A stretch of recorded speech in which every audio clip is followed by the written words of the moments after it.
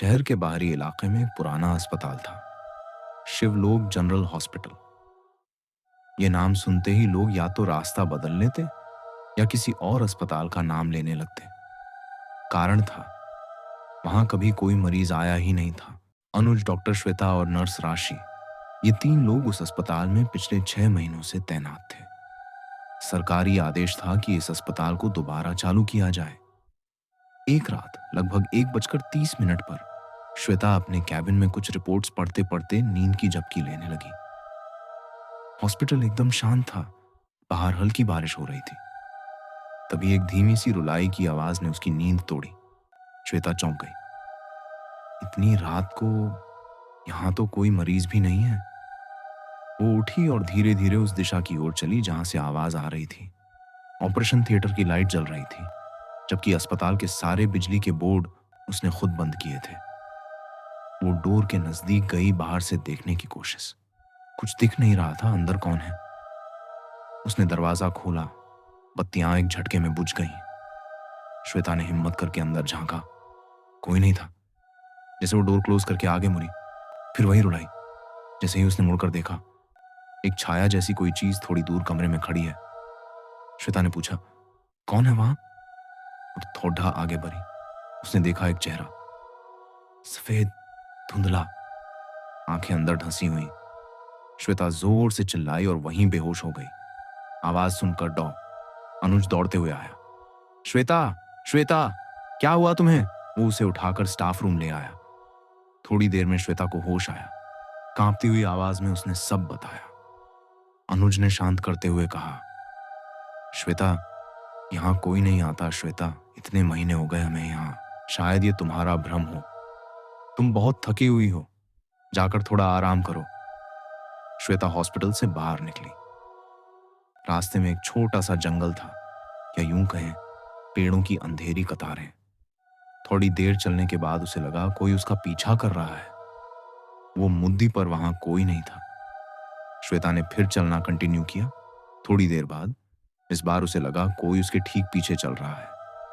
वो पीछे मुद्दी पर इस बार उसे वही सफेद चेहरे वाली औरत दिखी। उसे देखकर श्वेता मानो जम सी गई। डर से वो भागते हुए अपने रूम तक पहुंची। दरवाजा बंद किया, सांसें थमी हुई थी। डरते डरते उसे नींद आने लगी और वो सो गई। तभी फिर वही रुलाई। उसने आंखें खोली, कमरा खाली था, लेकिन जैसे ही मुड़ी, वही चेहरा ठीक पीछे। उस परछाई के मुंह से एक हरा धुआं निकला और श्वेता की आंखों में चला गया। श्वेता जोर से चीखती रही। अगले दिन अनुज श्वेता को ढूंढ रहे थे। अरे श्वेता नहीं दिख रही, कहां है वो? तभी अनुज ने देखा, हॉस्पिटल के अंदर एक बूढ़ी औरत घबराते हुए दौड़ी आई। डॉक्टर साहब, डॉक्टर साहब। अनुज ने बूढ़ी औरत से पूछा, क्या हुआ माँ जी? औरत की गोद में एक 10 साल की एक बच्ची थी जो बेहोश हुई पड़ी हुई थी। डॉक्टर, मेरी बेटी को सांप ने काट लिया है, कुछ कीजिए। अनुज ने तुरंत उसे भर्ती किया। राशि ने इलाज शुरू किया। मैडम, बहुत तेजी से फैला नहीं है, बच सकती है।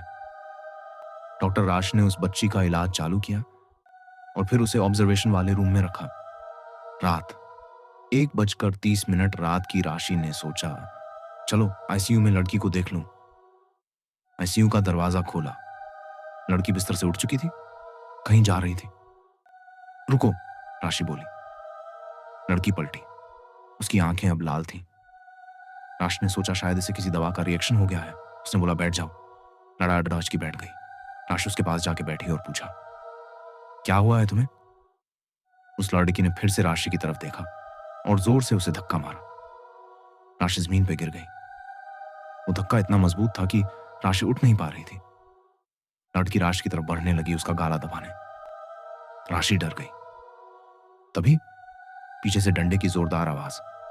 श्वेता आई थी। उसने लड़की के सिर पर मारा। लड़की जमीन पर गिरी, मर चुकी थी। उस लड़की को मरता देख राशि बेहोश हो गई। जब राशि ने आंखें खोली, श्वेता गायब थी। राशि को होश आया। उसने सब कुछ अनुज को बताया। अनुज ने गहरी सांस ली और बोला, अब तुम्हें सच जानना चाहिए। अनुज ने बताया, तुम्हें याद है मेरे पिता एक स्पोर्ट्समैन थे और चाहते थे कि मैं भी वही बनूं। वो चाहते थे कि मैं उनका मल्टीनेशनल स्पोर्ट्स बिजनेस संभालूं। लेकिन अनुज ने डॉक्टरी चुनी। अनुज को डॉक्टर बनके गरीबों की हेल्प करनी थी। उसका सपना था सस्ती मेडिकल सुविधा जिससे आदिवासी समाज की हेल्प हो। अनुज और राश ने साथ में अपनी मेडिकल कंप्लीट की थी।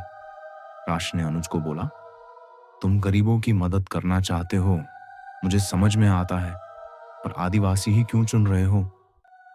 मैंने सुना है वो मेडिकल पे भरोसा नहीं करते और न ही मेडिसिन लेना पसंद करते हैं।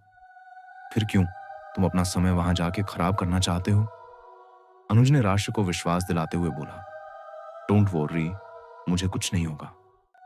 उन लोगों में समझ की कमी है, उनको हेल्प चाहिए कि कोई उन्हें बताए मेडिकल के फायदे। ये कह के अनुज ने राष्ट्र को गले लगाया और वहां से निकल गया। उसकी पहली पोस्टिंग एक दूर गांव, उसी आदिवासी गांव में हुई थी। अनुज को बस वाले ने उतारा। अनुज पैदल चलने लगा। अनुज को हॉस्पिटल का रास्ता नहीं पता था। थोड़ी दूर चलने के बाद उसने देखा एक कुटिया के बाहर एक बूढ़ी औरत बैठी हुई थी। अनुज ने पूछा, जरा सुनिए, क्या आप शिवलोक जनरल हॉस्पिटल कहाँ है, बता सकती है? बूढ़ी औरत ने घूरते हुए कहा, वहां मत जाना बेटा, वो अस्पताल नहीं है, वो खूनी इमारत है, वहां कभी जाने की गलती मत करना, लौट जाओ। ये सुन के अनुज को अजीब लगा। अनुज ने राशि को बोला, यह बात मैंने तुम्हें नहीं बताई, मैं तुम्हें परेशान नहीं करना चाहता था। राशि ने बोला, यह अल्टीरी डेज की मर चुकी है, अब इसका क्या करें? गांव वालों को पता चलेगा तो उनका विश्वास वैसे ही हमारे मेडिकल सिस्टम पे कम है, ये देखने के बाद वो हमें नहीं छोड़ देंगे। अनुज ने बोला, एक काम करो, गांव वालों को बोलो इसके बॉडी में वेनोम इतना फैल चुका है कि कोई इसे टच या देख भी नहीं सकता, इसे एक बैग में डाल दो और बैग बंद कर दो। राश ने ऐसा ही किया। आदिवासी का मुखिया आया, अनुज ने उसको वही बात बोली। मुखिया डर गया और बोला, डॉक्टर साहब सही कह रहे हैं, बॉडी को कोई टच मत करना, सीधा इसे शमशान ले जाओ और जला दो। अनुज सोचने लगा, इस बार तो हम बच गए, पर अभी तक उसे ये पता नहीं चल पाया कि उस लेडी डीआरसी को हुआ क्या था और श्वेता को क्या हुआ और वो कहाँ है, इसका पता अभी तक नहीं चल पाया था। अगर आपको हमारी कहानी अच्छी लग रही है तो कृपया चैनल को सब्सक्राइब करें, कमेंट बॉक्स में कमेंट करें आपको कहानी कैसी लगी। आप अपनी कहानी हमें मेल कर सकते हैं, ईमेल आईडी डिस्क्रिप्शन बॉक्स में है।